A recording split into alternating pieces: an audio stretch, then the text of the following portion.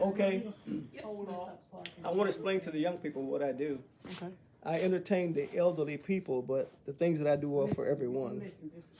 Okay, and I belong to a group called the Texas um, Poetic Humor People.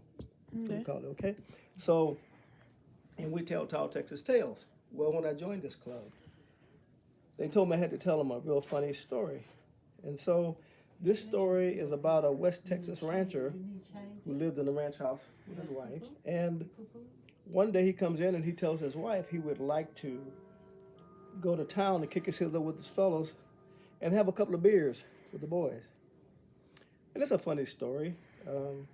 And it kind of goes like this. So she tells him, yeah, you go to town and you have fun with the fellas. And you, when you get done, make sure that you pick me up a personal item.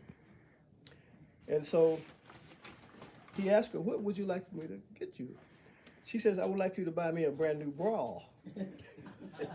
Okay? Because I haven't been to town in a long time. So I want you to take your imagination and just think about this story. And just think, if you had a husband, if you ask him to buy you a personal item, which most men, we don't do those kind of things, right? Women usually buy their own, right? So that's what I want to explain it to you so you all get offended by the word bra. Okay? All right. Respectable, Uncle. The story goes like this.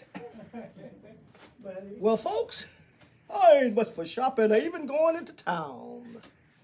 Except cattle shipping time, I ain't hardly found. But the day came when I had to go, so I left the kids with Ma. Before I left, she said, listen here, Ernie, would you stop and pick me up a bra? Without thinking, I say, why, sure, baby, how tough could that job be? So I kissed her on the cheek and said, baby, I'll be back home by 3.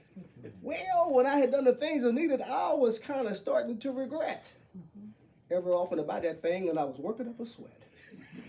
I crossed the street to the ladies' shop with my hat pulled down over my eyes, because I wasn't taking no chances even on being recognized. I walked up to that sales clerk, and I didn't hear my halt. I said, ma'am, my name is Ernie, and I'm here to buy my wife a bra. But then she asked me for the size. And right there, I didn't hesitate. I knew my wife's measures by heart. I said, ma'am, she'll take a 6 7/8. 6 7/8, the lady said, well, sir, that really isn't right. And I said, oh, yes, ma'am, it is. Because I just measured them things last night. I thought she'd go into shock. Must have took her by surprise when I told her that my wife's bust was the same as my hat size. That's what I used to measure with, and I figured it was fair. But if I'm wrong, ma'am, I'm sorry. And this drew from her another stare. She said, she gives me this disgusting look. She said, sir, that's where you're wrong. She says, you better come along with me. And like a dog, I just kind of tagged along.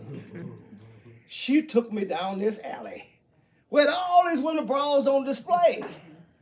I thought my jaw hit the floor when I saw that women's lingerie. They had all these different styles that I had never seen before. I thought I'd go crazy before I left that woman's store. They had bras you can wear for 18 hours and bras that crossed your heart. They had bras and left them separate, and that was just a start. They had bras that made you feel like you wasn't wearing one at all.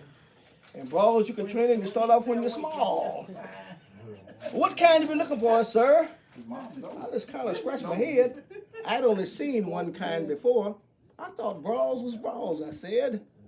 Well, by now a crowd had gathered, and they was all a-cracking up when the lady asked to see my hat so she could measure for the cup. From behind, I heard some snickers. So I turned around to see. There was about 15 different women in that store. They was all kind of gawking at me. Well, when I finally make up my mind and I picked a black and lacy one, I told the lady, you bag it up. And I figured I was done. Well, when she finally had it figured, I gave that little gal her pay, and I tipped my hat to her, and I said, at the store, and I said, ma'am, you have yourself a good day. Well, my wife had heard about this whole story, before I'd even made it home.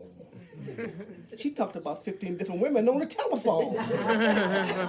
She was still laughing. But by then, I really didn't care. Now she don't ask. And you know what? I ain't never going shopping for no more women's underwear.